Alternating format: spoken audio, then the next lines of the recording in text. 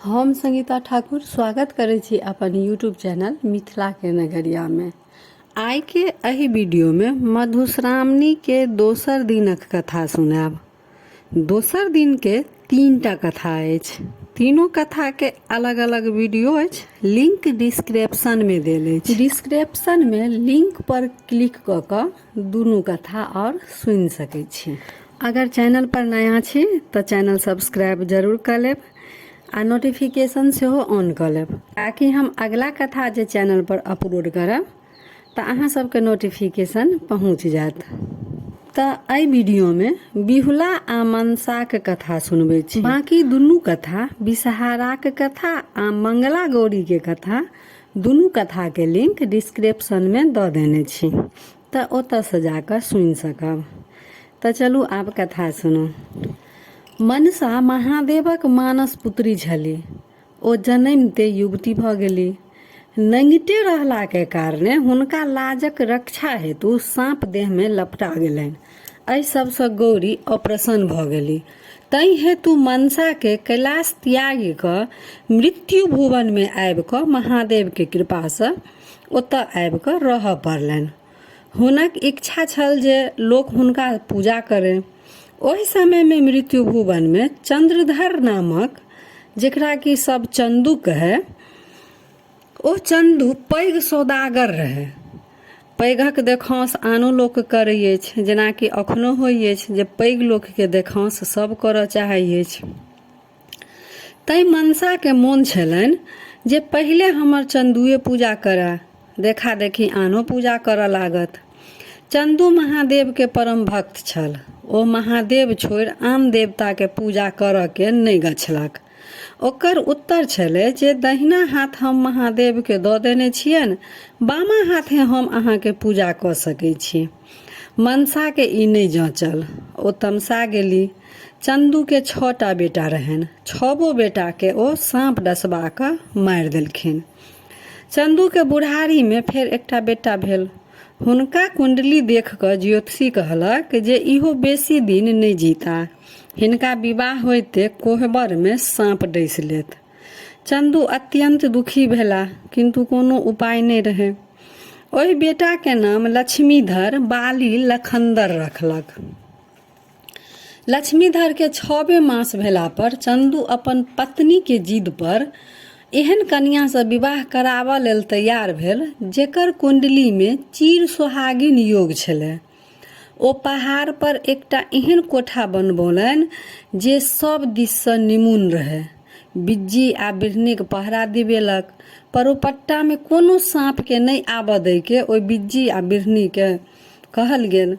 ओहि कोठा में लखनदर के विवाह 12 वर्षक परम सुंदरी आ सुलक्षणी कन्या बिहुला से भेल। जखन ओ कन्या संग कोहबर करैत रहती, तखने कोनो बाटे एकटा सांप आबि कऽ हुनका डसि लेलक। लखनदर तत्काले मरि गेला। लोक सब हुनका संस्कार लेल गंगा कात लऽ गेल। बिहुला परम सती छली। ओहो स्वामी संग शमशान घाट चलि गेली। लोक सबके कहलखिन आ लोक सबके ओ मुर्दा नहि गाड़ऽ देलखिन। ओ सबके कहलखिन जे हमरा जेना हैत तेना हम हिनका जियाब। बिहुला केरा थम के एकटा नाव बना लेलखिन आ ओहि में सबके रख कऽ अपनो बैस गेली आ गंगा में ओ भसिया देलक नाव के। लोक सब बहुत मना केलक, लेकिन जिद देख अंत में लोक हुनका अपना भाग्य पर छोड़ि देलकनि। ओ बिना अन्न जल के गंगा में मुर्दा संग कईक दिन तक भसियाइत रहले। सबके मांस गल गल कऽ खसऽ लागल, केरा के थम सड़ि सड़ि कऽ से टूटऽ लागल। भसियाते भसियाते ओ बेढ़ प्रयाग पहुँचल। बिहुला ओतऽ त्रिवेणी घाट पर एकटा धोबिन के कपड़ा खींचैत देखलखिन। ओकरा संग एकटा बच्चा रहे। ओ बच्चा ओकरा दिक्कत करे, बीच बीच में नुआ खींच लै छलै। नुआ धुआ नहीं दै छलै ओ धोबिन के। अंत में धोबिन ओकरा जान से मारि कऽ खींचल साड़ी जे रहे तै तर में झाँपि देलक।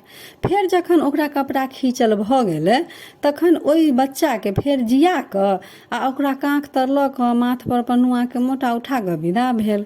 बिहुला के भेलनि जे एही धोबिनसँ हुनका काज भऽ सकै छनि। ओहि दिन ओतऽ रुकि गेली। दोसर दिन जखन धोबिन फेर घाट पर आयल तखन बिहुला अपन सब हाल ओकरा कहलखिन आ बिहुला ओकरासँ अपन स्वामीके पुनः जीवित करबामे मदद मंगलखिन। बिहुला के सुंदरता आ धैर्य देख कऽ, साहस देख कऽ धोबिनके दया आबि गेलनि। धोबिन बिहुला के संगे इंद्र के दरबार में पहुँचल।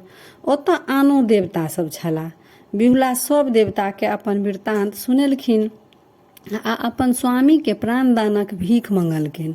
देवतागण बिहुला के व्यवहार देख कऽ प्रसन्न भेला आ हुनका दया आबि गेल। ओ सब मनसा के बजौलनि आ चंदू सौदागर के अपराध के क्षमा कऽ देबऽ लेल कहलखिन। बिहुला बिषहारा के पैर पकड़ि लेलक, विनती करऽ लगलखिन आ आँचर पसारि कऽ कबूला केलकनि जे यदि हमर पति सहित हुनक 6 भैंसुर जीवित भऽ उठत आ हुनका सबके हमर ससुर के क्षमा कऽ देब तो अपन ओ ससुर के मना कऽ पूर्ण समारोह के संग बिषहारा के पूजा करब आ मृत्यु भुवन में हम अहाँके प्रचार प्रसार करब।